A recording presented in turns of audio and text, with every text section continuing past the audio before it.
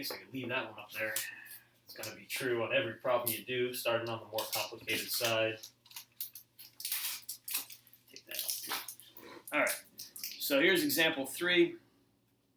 It is to show that 1 over 1 minus cosine theta plus 1 over 1 plus cosine theta is always going to be equal to 2 cosecant squared of theta. So we're starting on the more complicated side. I think you could argue maybe that in some ways the right-hand side is more complicated because it's got a cosecant, which is you're less familiar with. If you decide to start with that side, your first step is probably switching to sines and cosines. However, I think most of us would agree that the left-hand side just looks like there's more algebra we can do with it, and therefore that would be the side we should start with. And I think you can probably guess that a very good first strategy there, after starting on the left, is find a common denominator. I'll just steal a piece of tape from down here. There we go. Again, all these bright ideas, I'll post them on a document up on Blackboard so you can take a look at them. You might come across some other things that really work for you. When we find a common denominator on the left here, of course, it will be the product 1 minus cosine times 1 plus cosine, just like that. We'll have to adjust each numerator.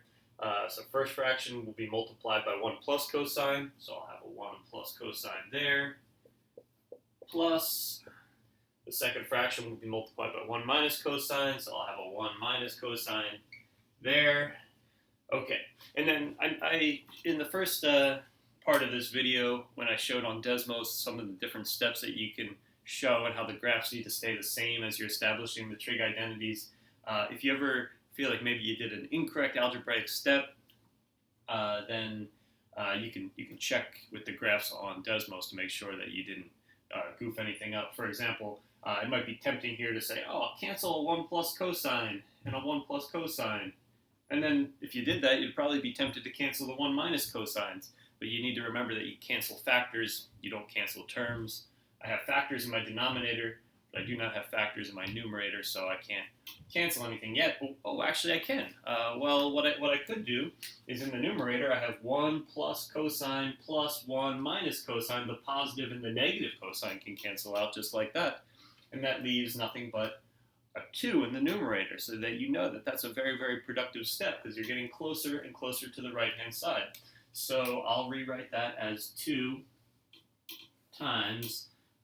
over the product 1 minus cosine, 1 plus cosine, which, hey, you know what? It might be a good idea to multiply that out.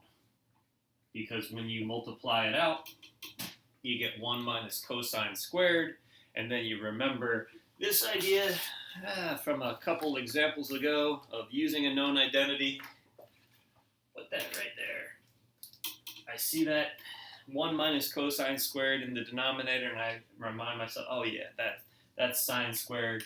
So I've got 2 over sine squared, and 2 over sine squared, of course, is the same as 2 times 1 over sine squared, which is 2 cosecant squared. So my identity has been established. The left-hand side is equal to the right-hand side through a series of valid algebraic manipulative steps. One last example for today. Let's see it. All right. Example 4 is somewhat of a classic example, or at least a classic technique, one that you might end up using quite a bit. It asks us to show that sine over 1 minus cosine is equal to cosecant theta plus cotangent theta. Just like that. All right. So what we are going to do is we're going to start on the more complicated side, but in this example, I think it's probably debatable which one is more complicated. On the right again, you have cosecant and cotangent. Some people might want to start on that side. That would be good. If you did, you'd probably switch quickly to sines and cosines and maybe think about getting a common denominator, right? I'm going to start on the right-hand side. I'm going to start on the right-hand side, and I'm going to see how I put a common denominator together, and I end up kind of confused. So let me show you what that means. Starting on the more complicated side, I'll keep it right there. Okay, so I have cosecant theta plus cotangent theta. That's the same as 1 over sine plus cosine over sine when I switch to sines and cosines. When I find a common denominator, I see it's already been found for me. It is sine of theta. So I get 1 plus cosine theta over sine theta. All right. Use a known identity. Now let me get that out of there. It shouldn't be there. I need another strategy. You can see it's pretty close to the left-hand side. It looks similar. Sine over 1 minus cosine. 1 plus cosine over sine.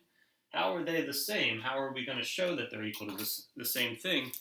I like to use this strategy here called multiplying by a well-chosen 1.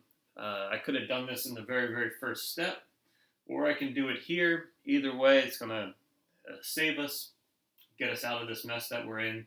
What that means is multiply by some expression that's equivalent to 1. So we saw this in the Desmos part of the video. X over x, or 12 over 12. In this case, a good one to use is 1 minus cosine over 1 minus cosine. We also sometimes refer to that as the conjugate, specifically when you're thinking about square roots. So that well-chosen 1 right there, multiplying by 1 doesn't change the expression. Multiplying by 1 minus cosine over 1 minus cosine is going to get us out of this mess, and it's going to show us that it's equal to the left-hand side. Okay, so what's that look like? When I multiply everything out, I get 1 minus cosine squared in the numerator, and then I just get a sine multiplied by 1 minus cosine in the denominator. Second to last technique that I have here is involving factoring. We didn't see an example where you actually had to factor, but I just wanted to point out in this last step right here, you might be inclined to distribute the sign. It's often, not always, but often a better idea to try to have things factored. If you have them in factored form, they can be a little more easy to deal with. You see what I mean, maybe because 1 minus cosine squared, using that known identity trick again, is equal to sine squared. So if I have sine squared over sine times 1 minus cosine, then you can cancel a sine in the numerator and a sine in the denominator. And after that cancellation, the goal, which was the left-hand side in this case, was achieved. So our identity has been established. All right. Last little strategy here. Sometimes you're going to get stuck. Sometimes you're going to take a wrong turn. Sometimes you are going to make a big mess on the paper and you're not going to see your way out of it. With identities, the most important thing to do is to persevere, to keep trying different things, to test your algebra skills to see what you can come up with. Maybe you can come up with a way to do it in 3 steps and someone else comes up with a way to do it in 8 steps. You've both proven it, so there's not one that's better than the other. Give Identities worksheet number 1 a try and let me know if you have any questions in the discussion board.